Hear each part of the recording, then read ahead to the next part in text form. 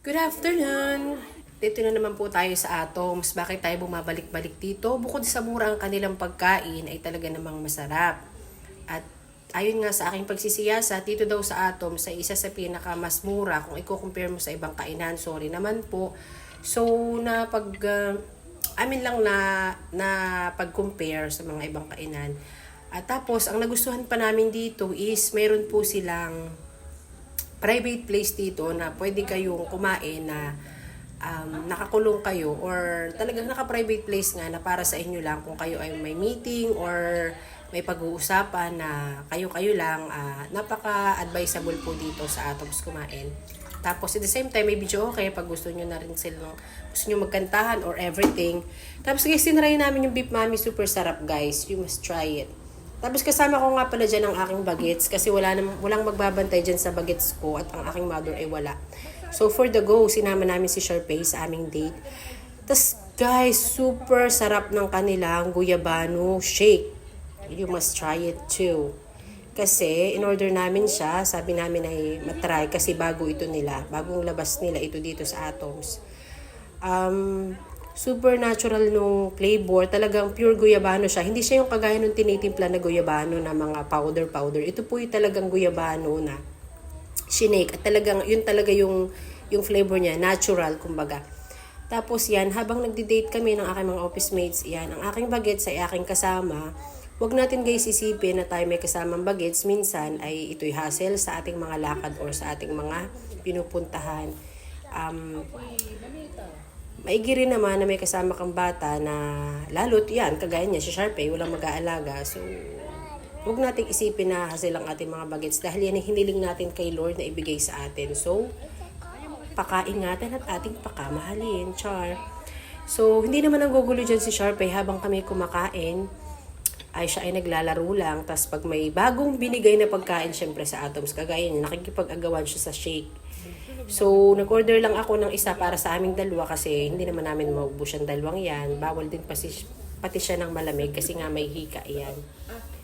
So, guys, pagkakain kayo dito sa Atom, you must try this. Super sarap ng kanilang guyabano juice. At ang aking bagets dyan ay enjoy sa place. Tapos meron ding mga bagets dito na kalaro siya kanina. Kaya hindi siya masyadong naglikot nung dumating kami.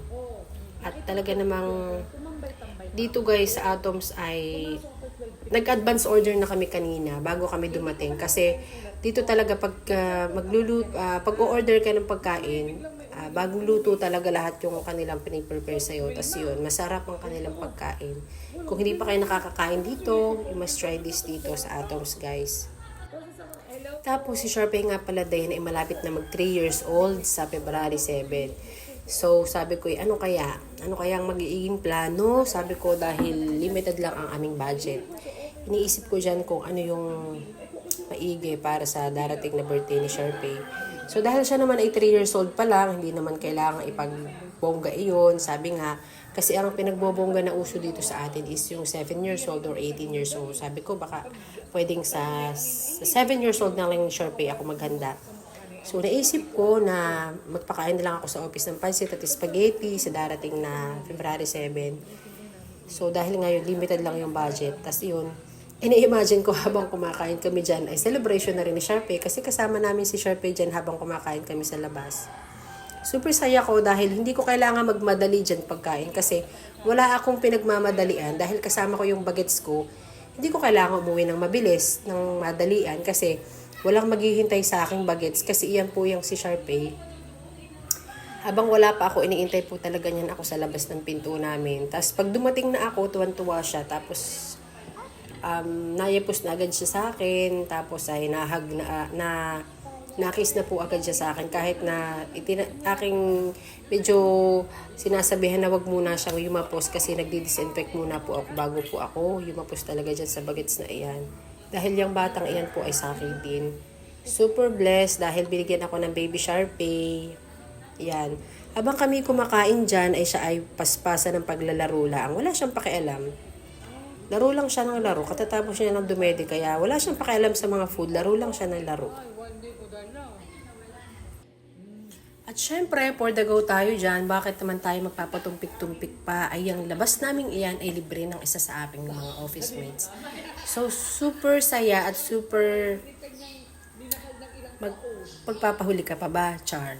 Libre na nga. So, for the go, sama lang ng sama pag libre. O, diba? Thank you very much po sa nang libre niyan. Hindi ko nasasabihin kung sino, pero super kind po ng person na iyon. At talaga namang, every time na kami lumalabas at pag sinabi niya na treat niya, ay treat niya. So, no need to worry sa aming babayaran, syempre. Tapos, kung anong gusto naming orderin, in-order namin. So, syempre, limited lang naman yung in-order namin. Nakakahiya naman mag-order kami ng madami, diba? Super bait po ng tao na ito. Basta nag-akit siya at sinabi niya na tayo ay kumain sa labas, sagot ko ay kami, for the go, nagagahol kami kung anong oras, kung saan. Sinasabi niya pati kung saan namin gusto, or anong gusto naming orderin. O, siya talaga ay super kind po, super generous sa amin. At syempre, hindi ko nasasabihin sa inyo kung sino siya. Ito ay kasama namin dati sa ospital. At talaga naman bumahan ng pagkain ng mga oras na iyan. Dahil ganun siya. Every time na siya ay merong pagkain, hindi talaga siya madamot na talaga namang siya ay all out sa pagbibigay sa amin. Nagtatrabaho pa siya sa ospital o hindi, ay talaga namang siya ay super giver. Tapos yun nga guys, ang ginawa namin technique dyan, nagpa-reserve na agad kami, nag-order na agad kami ng pagkain bago kami mag-out ng 5 p.m. Para bago kami mag-out ng 5, ay prepare na yung pagkain namin. At pagpasok nga namin dyan sa mismong private room na sinasabi ko, ay naka-prepare na yung pagkain na aming in-order. Hindi na kami nag-wait. Kasi dyan talaga sa Atoms guys, ay lahat ng inihahayin nila ay mainit, tapos ay lahat ay bagong luto. Yun lang po, marami pong salamat sa inyong panonood sa aking mini vlog. Ka na ng negativity sa buhay ko, I have to let you go. Kasi the only drama I want in my life is K-drama.